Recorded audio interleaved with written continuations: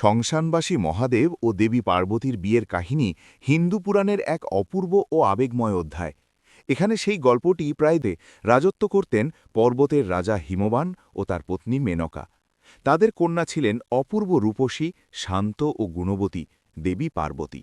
ছোটবেলা থেকেই পার্বতী ছিলেন ভক্তিময়ী, বিশেষ করে তিনি গভীরভাবে আরাধনা করতেন মহাদেব শিবের।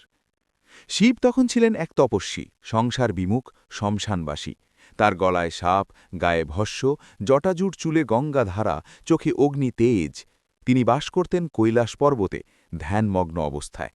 দেবতারা জানতেন শিবই একমাত্র শক্তি যিনি ভবিষ্যতে অসুরদের দমন করতে সক্ষম সন্তানের পিতা হতে পারেন। কিন্তু শিব তো সংসার বিরাগী। সতীর স্মৃতি ও শিবের বৈরাগ্য।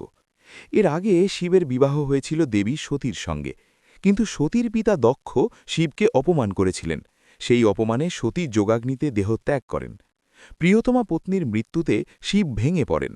তিনি জগৎ থেকে নিজেকে সরিয়ে নেন, হয়ে ওঠেন শ্মশানবাসী, ধ্যানমগ্ন, নির্লিপ্ত।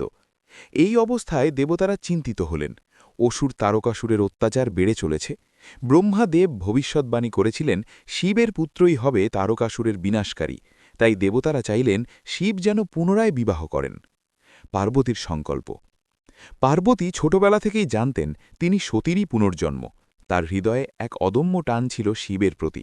তিনি স্থির করলেন যে কোনো মূল্যে তিনি শিবকে স্বামীরূপে লাভ করবেন। তিনি শুরু করলেন কঠোর তপস্যা। শীতের মধ্যে বরফ জলে দাঁড়িয়ে জপ করলেন, গ্রীষ্মের তপ্ত রোদে উপবাস করলেন, দিনের পর দিন অন্ন জল ত্যাগ করলেন। তার এই তপস্যা দেখে দেবতারা মুগ্ধ হলেন। কামদেবের দহন। দেবতারা শিবের ধ্যান ভাঙাতে পাঠালেন কামদেবকে।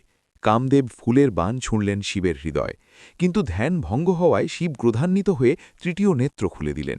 আগুনের শিখায় কামদেব দগ্ধ হলেন। এই ঘটনায় পার্বতী বিচলিত হলেও ভেঙে পড়লেন না।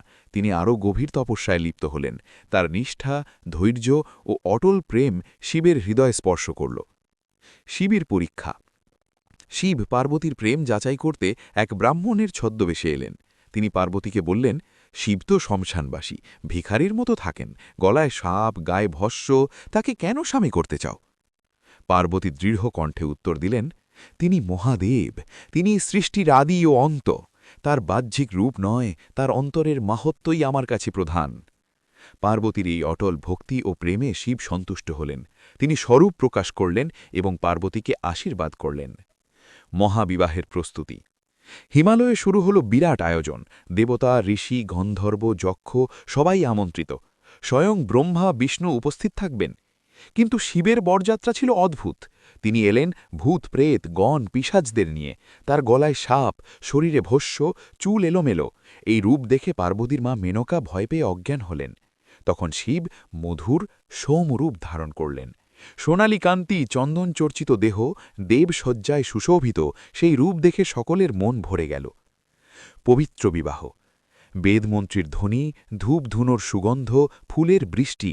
সেই পবিত্র মুহূর্তে শিব ও পার্বতীর বিবাহ সম্পন্ন হল। ব্রহ্মা পুরোহিতের আসনে, বিষ্ণু কন্যাদানের দায়িত্ব নিলেন। হিমবান কন্যাকে শিবের হাতে অর্পণ করলেন। সমগ্র বিশ্ব আনন্দে উদ্বেলিত হল। দেবতারা জানলেন এই মিলন শুধু প্রেমের নয়, এটি শক্তি ও শিবের ঐক্য, পুরুষ ও প্রকৃতির মিলন। শ্মশানবাসীর রূপতপ্ত। বিবাহের পরও শিব তার সরলতা ও বৈরাগ্য ত্যাগ করলেন না, কিন্তু পার্বতীর সঙ্গ তার জীবনে আনন্দ ও সাম্য আনল। তারা কৈলাসে গৃহস্থ জীবন শুরু করলেন। তাদের সন্তান হলেন কার্তিকেয় ও গণেশ, যারা দেব শক্তির প্রতীক। উপসংহার।